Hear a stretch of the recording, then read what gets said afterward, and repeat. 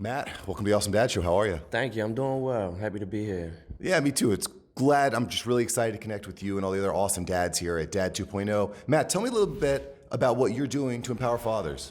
So, what I do, I started a Facebook group 11 years ago. It's Black Fathers. And the whole idea behind that was really that representation matters in a large way. And we all know that there are a lot of stereotypes and misconceptions that are held about us as black men, and especially about us as black men who are raising children. A lot of people just don't know actually how truly dedicated we are and how loving we are, just like any other fathers out there.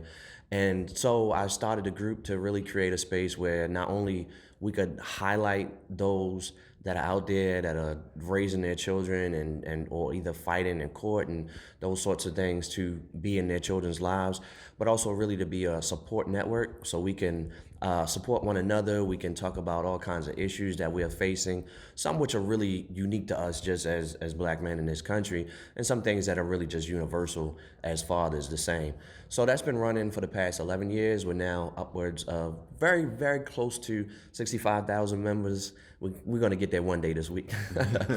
But and since then, my wife and I have created the Black Fathers Foundation, which is an organization designed really to be a manifestation, like a physical manifestation of the things that we've done online. We want to do those offline. So we're still all about the support. We're about creating content. So we've got a YouTube channel, Black Fathers TV, where fathers can contribute, and we're also creating content to put on that YouTube channel. And it's really, again, just so much about representation, but we're also a funding organization. So we're starting a scholarship fund for young black males who have become fathers in high school to help them as they go on to college or even trade school, because college is not for everybody. So if you want to take up a trade, we'll help contribute to that as well. And we also want to do mentorship. So we help you both academically. We're not just giving you the money. We're going to help you academically and also ensure that you're being there for your child or children to help raise them. We're also going to do micro grants for organizations that work directly with black men, especially startups. So we're looking at new organizations or even individuals who just may have a project that they want to do, something to celebrate fatherhood or to help fathers in any way. We'll be granting them micro grants. Love that. It's great. It's a great mission, and fatherlessness impacts everyone. But Absolutely. in my research and findings, I find that it's very prevalent in the black community, and that fatherlessness just leads to this vicious cycle of imprisonment and abuse and depression. So I think getting involved and giving dads more resources is vital. It's so important. How did you end up getting started in the movement?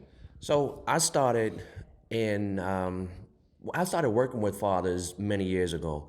And I just want to say really quickly that fatherlessness, yes, it is a huge problem, but studies are showing that black men are more involved. Actually, they're showing that black men are more involved than any other race or ethnicity in their children's lives. Yeah, and I think that's really what's important about the work that we do, is really challenging some notions that people hold that may not be completely true. And some of the things, like one reason why people think a lot that black men are not involved is because of the number of children born out of wedlock.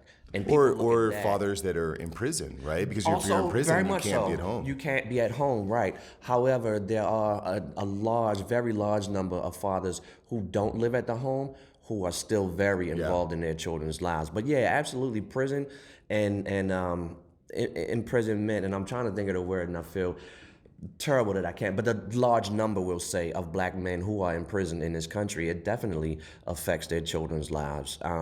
But back to your question, when I divorced my wife, my first wife, I had two children by my first wife, I really began to want to create different ways to bring fathers together. Yeah. And I started really in the physical by just inviting fathers randomly to different events. When it'd be nice outside, let's go to the park, let's go to the library, and do these sorts of things.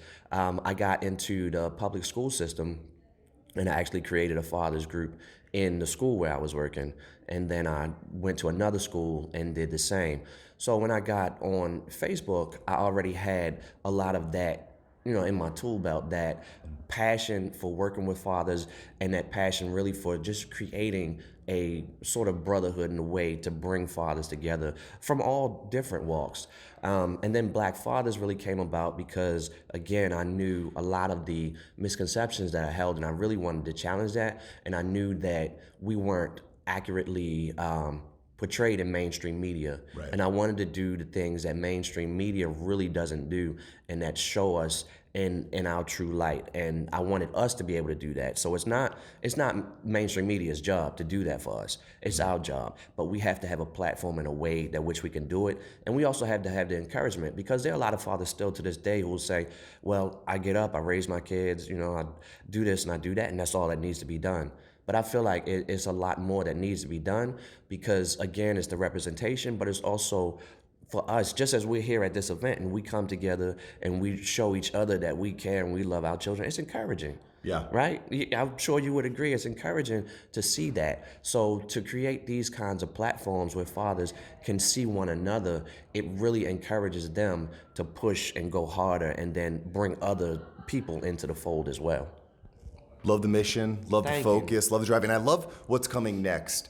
Whether it's the YouTube and the pages Yes. and the additional content, but the real life meetups and the tuitions, the foundation. Yes. Big things come. Big things Yes, all of those. We have actually coming up, we have a game night in Baltimore. Gotta plug this.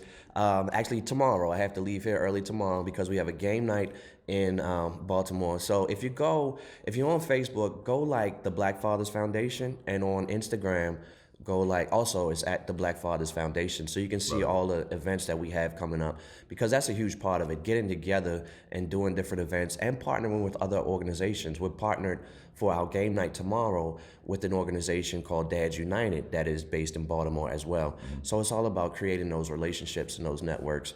We have a cookout coming up in June 27th, and actually we're here in DC. We have an event March 20th coming up.